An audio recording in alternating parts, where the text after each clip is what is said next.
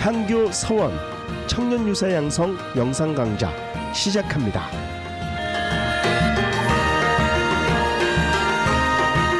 제1강 유교의 의례와 현대화 박평선 강사님을 소개합니다. 안녕하십니까. 오늘 시간에는 여러분들하고 유교의 의례와 현대화에 대해서 소개할까 합니다. 먼저 유교의 의례 부분을 여러분들에게 소개를 드리도록 하겠습니다. 여러분들은 예의 기원을 어떻게 알고 계신가요? 원래 예라는 것은 신들에 대한 제사에서 시작됐다고 합니다. 예라는 한자를 파자에 보면 보일시자에다 풍성하다 하는 풍자가 합쳐져서 예자가 됐는데요. 음식을 풍성하게 차려놓고 제사를 지낸다는 의미가 여기 담겨 있다고 합니다. 수직적이고 관계와 질서를 중시했다. 그래서 공자께서는 예를 알지 못하면 설 수 없다. 이렇게까지 얘기를 하죠. 그런데 이제 예의 본질을 이제 우리가 좀 이제 찾아보면요. 논어에서 얘기해서 이렇게 얘기하고 있습니다. 예다 말하지만 옷과 패백을 말하겠는가? 또 사계절이 어김없이 순환한 것은 예의 근본이고 제사를 지내고 인사하는 것들은 예의 말단에 속한다. 또 예의가 300개가 있고 위 이제 자잘은 이제 예죠. 위가 3000가지가 있는데 이걸 한마디로 말하면 이제 무불경이다. 이게 무불경 이 글자는 태계 선생님의 글씨를 이렇게 집자해 놓은 겁니다. 이 3000가지, 300가지 이러한 예들이 전부 경 아님이 없다. 한마디로 말하면 이제 이 공경경자 이 경이 있어야 된다라고 얘기를 하고 있는 거죠. 그래서 예라는 것은 형식보다는 이제 본질이 더 중요하다라고 이제 공자님도 얘기를 하시죠. 예는 사치하기보다는 차라리 검소해야 하고 초상은 형식적으로 잘 치러지기보다는 차라리 슬퍼하는 게 낫다. 그러니까 막 거창하게 초상을 치르는 것보다 검소하더라도 이제 슬퍼하는 그 마음가짐이 더 중요하다. 그러니까 이제 이런 게 예의 본질이죠. 그래서 저는 사실은 이제 향교에서 예절 교육들은 사실 많이 시킵니다. 그렇죠? 그런데 사실은 예하고 악, 이제 음악, 예와 악은 이제 불가사수거신이라 해서 떨어질 수 있는 것이 아니라고 얘기를 하고 있습니다. 그런데 지금 우리 이 향교나 서원이나 이런 곳에서 예는 많이 가르치는데 악을 가르치는 곳은 많지 않아요. 그러면 무슨 의미냐? 예는 이렇게 절제하는 거죠. 악은 이렇게 좀 화합하고 푸는 역할을 합니다. 이게 손으로 보면 쥐는 것은 예라면 피는 것은 악인데 쥘 줄 알고 필 줄 모르게 만들어 놓은 거죠. 그러면 어떻게 보면 향교의 교육이 뭔가 좀 반쪽 교육으로 지금 현재 이루어지고 있는 거 아닌가 이런 생각을 합니다. 그래서 앞으로는 향교가 예와 악을 다 가르치는 곳이 돼야 된다. 그래서 옛날에는 시서예악을 다 가르쳤죠. 그래서 이제 여러분들 청년 유사 여기 계신 분들이 앞으로 향교의 교육 프로그램을 짜고 어떤 기획을 할 때는 반드시 음악의 부분을 넣어서 예와 악이 같이 이제 보급이 될 수 있도록 하셨으면 좋겠습니다. 예의 궁극적인 목적은 뭘까요? 공자께서는 이제 자기의 사욕을 극복하고 예로 돌아가는 것이 인인데 하루라도 자기의 사욕을 극복하고 예로 돌아가면 천하가 인으로 돌아갈 것이다. 인의 실행은 바로 자기에게 달려있다. 그래서 극기가 바로 예를 회복하는 인의 실천 방법으로 이렇게 제시를 하고 있습니다. 그래서 예절을 지킨다는 것은 자기를 이기는 그런 공부다. 그래서 자기를 이기면 결국은 이제 공자께서 얘기하시는 인을 실천하는 방법이기도 한 거죠.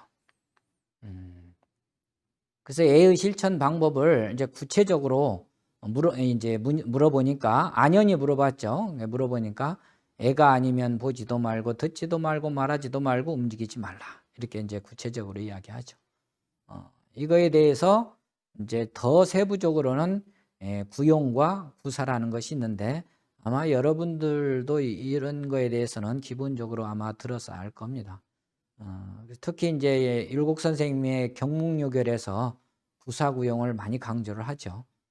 그래서 구사구용 공부만 향교에서 시켜도 이 청소년들의 예절 교육은 상당 부분 이제 이룰 수 있다. 저는 이렇게 생각을 합니다. 그러면 유교의례 역사를 좀 살펴볼까요? 유교의례 역사는 이제 의례라는 것이 13경 중에 하나가 있는데요. 주례 예기와 함께 3내로 일컬어집니다. 한서 예문지에는 이제 예는 고경 56건과 경 70편으로 기록되어 있고요. 의례는 17편이 있는데 금문 의례를 말합니다.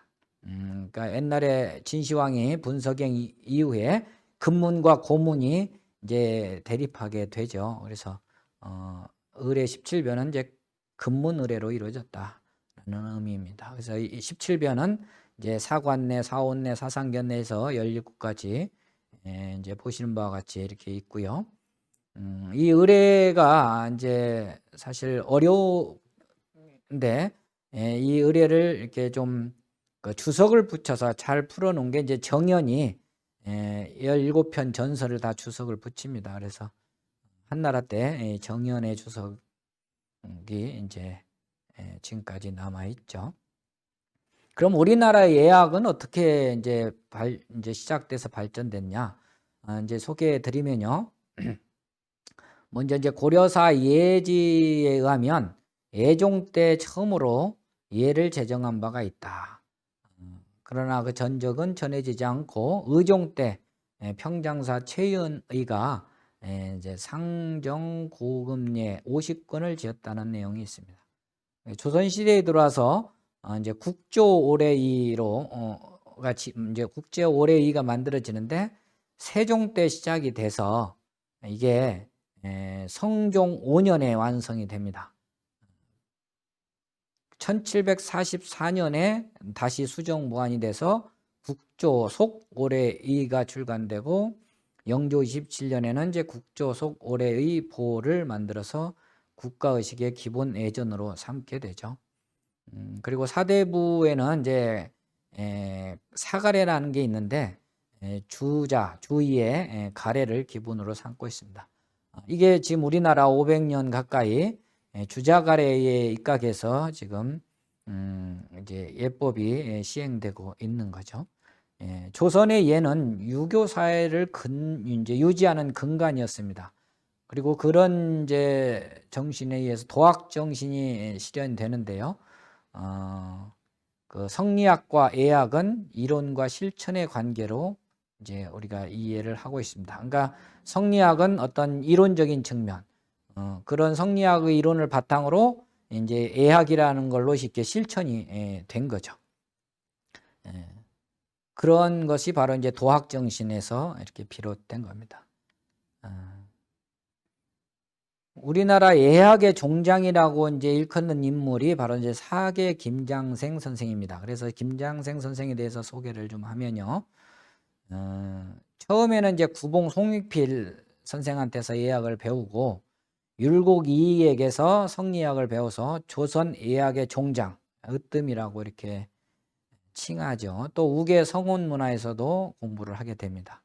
특히 전래문답, 가래집남 도설, 가래집남, 상내비요, 의례문해 뭐 이런 책들을 지어서 이 조선 이제 후기 사회의 어떤 예학의 체계를 이제 거의 이제 갖추게 되는 거죠. 그 뒤에 이제 제자들에 의해서 계속해서 유계의 가래원묘, 이영상의 가래평고, 가래부록, 가래홍문, 이의조의 가래증해 등에 대한 저술들이 이제 계속해서 나오게 됩니다.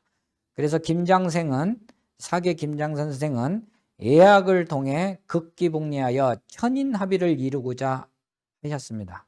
그래서 예약을 학술적 연구로 한 단계 끌어올렸다는 평가를 받고 있습니다. 유교 의례가 오늘날에 보면 이제 대부분이 이제 문화재, 무형문화재로 이렇게 등재가 많이 되어 있습니다. 국가 전례로 이제 국조오례, 가례는 이제 관혼상제는 이제 가례로서 이렇게 이제 전해지는데, 국조오례라는 것은 5가지 예를 말합니다. 길예, 가례, 군예, 빈예, 흉예, 이 5가지를 이제 오례라고 하고, 이제 사례, 가례는 이제 관혼상제를 이야기를 하죠.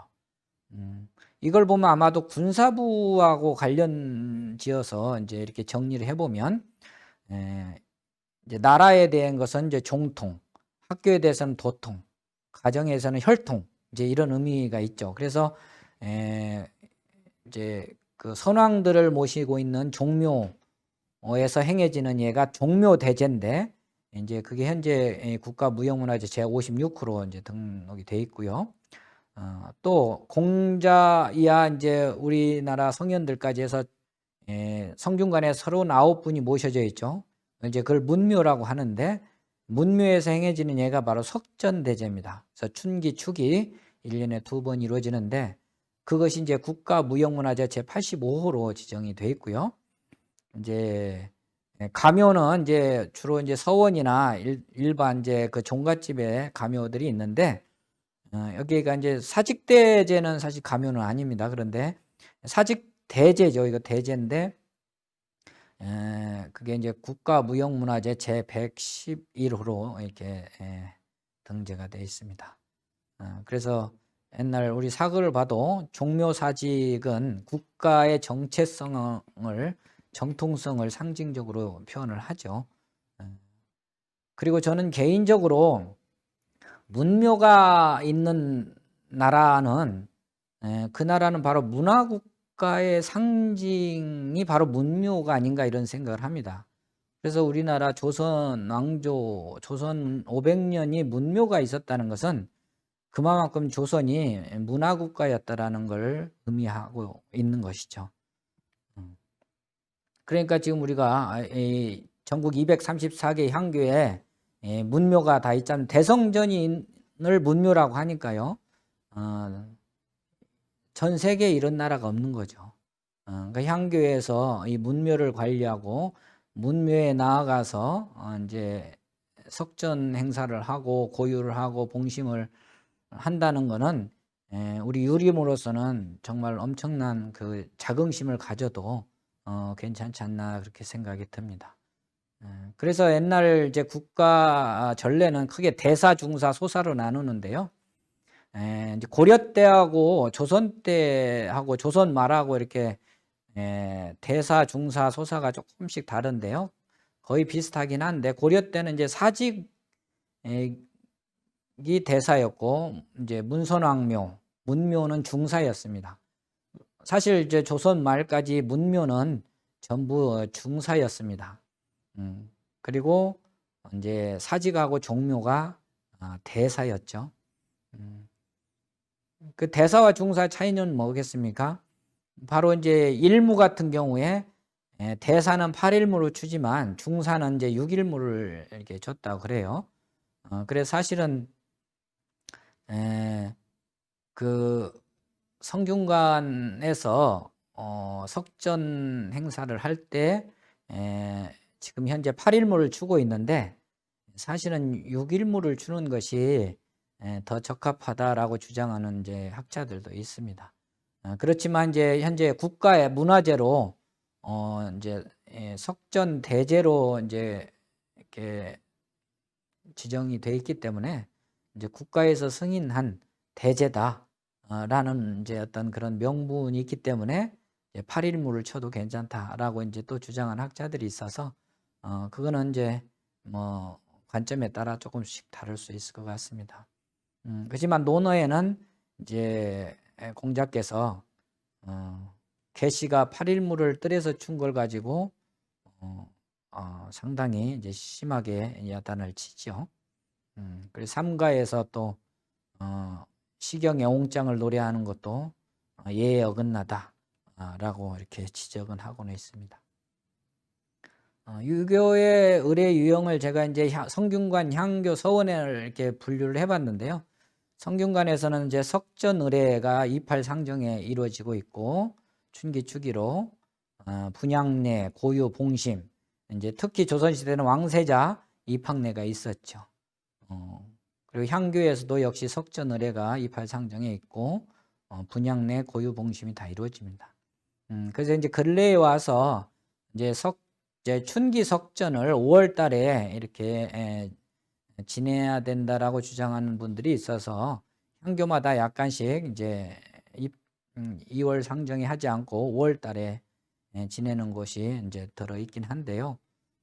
그거는 이제 시류에 따라서 이루어진 현상이라고 보고 이제 그건 좀 더 연구가 필요할 것 같습니다. 서원에서는 이제 향사가 역시 이제 이루어지는데 주로 이제 중정일 날 이제 서원은 이루어집니다. 그래서 문묘 먼저 이제 석전을 먼저 하고 상정일 날, 그다음에 중정일 날 이제 서원에서 향사를 치렀던 거죠. 그리고 서원에서도 분향례, 고유, 봉심은 이루어지고 있습니다. 향교를 크게 이제 대설이, 중설이, 소설이로 나눕니다. 그래서 지방의 규모에 따라서 이제 큰 지역은 대설이로, 좀 작은 지역은 중설이로, 더 작은 지역은 이제 소설이로 이렇게 향교 규모에 따라서 이렇게 좀 다르기도 합니다. 그래서 문묘에 배양되어 있는 인물도 대설이와 같은 경우는 이제 133위까지 모셔진 곳이 있었고요. 중설이는 39위, 소설이는 27위인데 이제 광복 이후에 심상 김창수 선생께서 대부분의 이제 위패를 다 매한하고 39위만 성균관에 지금 현재 모시고 있죠. 그 서원에 대해서 잠깐 소개를 드리면 여러분들도 아마 기본적으로 우리 청년 유사분들은 아실 텐데 신제 주세붕 선생이 이제 풍기군수로 있을 때 이제 백운동 서원을 건립하면서 거기에 안양 선생을 배양을 하죠. 그게 이제 우리나라 최초의 서원인데 퇴계 이황 선생께서 이제 명종 5년에 이제 풍기군수로 계실 때 건의해서 소수서원 사액을 받습니다. 그래서 토지, 서적, 부역도 면제하고 편애까지 이렇게 해서 사액서원이 이제 되면서 우리나라 서원의 이제 시작이 된 거죠. 서원 문화가. 그래서 지역에서 훌륭한 학덕을 갖춘 인물들을 이제 향사하고 그분들의 덕을 기리는 어떤 강학 활동도 이루어지곤 있습니다. 우리가 이제 유교 언어의 절에 대해서 제가 조금 소개를 드리면요. 사실 언행일치가 사실 중요한데 오늘날에 이제 부부간에 양존하는 분들이 좀 많지 않아요. 이게 서구 문화 영향인 것 같기도 한데, 그리고 호칭이나 존칭어도 지금 많이 바뀌었죠. 그런데 이제 대학에 보면 말이 도리에 어긋나게 나간 것은 또한 도리에 어긋나게 들어온다. 그래서 옛날 분들은 이 말을 상당히 이제 조심해서 사용하도록 이렇게 이야기를 했는데요. 우리 향교에서도 지금 우리 말 한마디로 천냥빚을 갚는다는 속담도 있지 않습니까? 그래서 말 때문에 시시비비도 많이 일어나고 오해도 많이 사고 이러는 것 같습니다. 그래서 우리 유교 문화 중에 이제 언어 습관, 선비들이 이제 사용했던 그런 언어 호칭 이런 것들은 좀 현대적으로 좀 새롭게 이렇게 우리가 연구해서 이제 활용할 필요가 있지 않나 저는 그런 생각을 해봅니다. 이 대화의 기법을 제가 마지막으로 하나 소개를 드리고 이제 끝낼까 하는데요. 이 청개구리 대화법이 있습니다. 청개구리라는 것은 뭡니까? 상대방이 말하는 걸 어긋장하는 대화죠. 예를 들어 나 회사 가기 싫어. 뭐 애들이 나 학교 가기 싫어 그러면 야, 너 정도면 양호한 거야. 세상에 편한 소리 하네. 나 학교 가기 싫으면 가서 돈이나 벌고 와. 뭐 이런 식으로 부모들이 이야기도 하는데 애들한테. 상대의 마음 상태는 전혀 헤아리지 않고 그냥 그 드러난 말 가지고 평가를 해버리는 거죠. 이 청개구리 대화인데 앵무새 대화라는 게 있답니다. 상대방이 한 말에다가 군하겠지만 붙여주면요. 어떤 현상이 일어나냐면요. 나 회사 가기 싫어. 아, 너 회사 가기 싫구나. 나 학교 가기 싫어요. 너 학교 가기 싫구나. 어떠세요? 훨씬 더 이렇게 뭔가 이렇게 대화가 부드러워지지 않습니까? 그래서 앵무새는 똑같이 따라하니까 상대가 한 말을 똑같이 하고 뒤에다가 군하겠지만 붙여주면 일단은 이 말로 인한 오해나 이 시시비비를 많이 줄일 수가 있습니다. 거기에다가 이제 좀 한 단계 더 들어가면 공감 대화라는 게 있는데요. 나 회사 가기 싫어. 그러면 아, 너 혹은 당신 힘들군요. 힘들구나. 그러니까 힘드니까 뭐 가기 싫다고 그랬을 거 아닙니까? 맞아. 일보다도 늘 사람이 힘들게 하지. 뭐 직장에서 뭔가 이렇게 인간관계가 좀 힘든 일이 있나 보구나. 뭐 이런 식으로 이렇게 그 사람이 마음을 읽어주면 그냥 응 하고 이렇게 눈물이 글썽해지는 거죠. 애들도 마찬가지입니다. 나 학교 가기 싫어 그러면 응? 네가 지금 학교 가서 뭔가 좀 힘든 일이 있나 보구나 라는 어떤 그런 그 마음 상태를 읽어주면 우리 아이들도 부모에 대해서 훨씬 더 이렇게 그 존경심이 일어나는 거죠. 그래서 이런 것들은 이제 심리학에서 주로 사용하는 이제 대화 기법인데요. 옛날 우리 선비들은 그냥 생활 속에서 자연스럽게 이런 기법들을 활용하고 있었던 것 같아요. 특히 소학 같은 걸 보면 소학책에는 이제 태어나서 죽을 때까지 아침에 일어나서 저녁에 잠들 때까지 사람이 해야 될 모든 행동 거지 이런 것들을 다 이제 기록해서 배우고 익히게 했죠. 그래서 소학을 배운 사람들은 이제 관례를 하고 나면 바로 어른 역할을 할 수 있었는데 오늘날은 이 소학의 교육이 사라짐으로 인해서 어른이 되는 교육도 안 됐을 뿐더러 훈련도 안 돼 있기 때문에 어른으로서의 언행이 이제 갖춰지지 않다 보니까 사회적으로 문제가 많이 일어나는 거 아닌가 이런 생각이 듭니다. 그래서 앞으로 향교에서는 이런 이제 대화법, 이 소학의 어떤 그런 그 일상생활에서 해야 될 기본적인 인간관계를 유지해야 되는 좋은 방법들을 많이 보급하는 일을 했으면 좋겠습니다. 그러면 이 시간에 여러분들에게 간단하게나마 유교 의례의 역사와 본질, 기원에 대해서 소개를 드렸습니다. 감사합니다.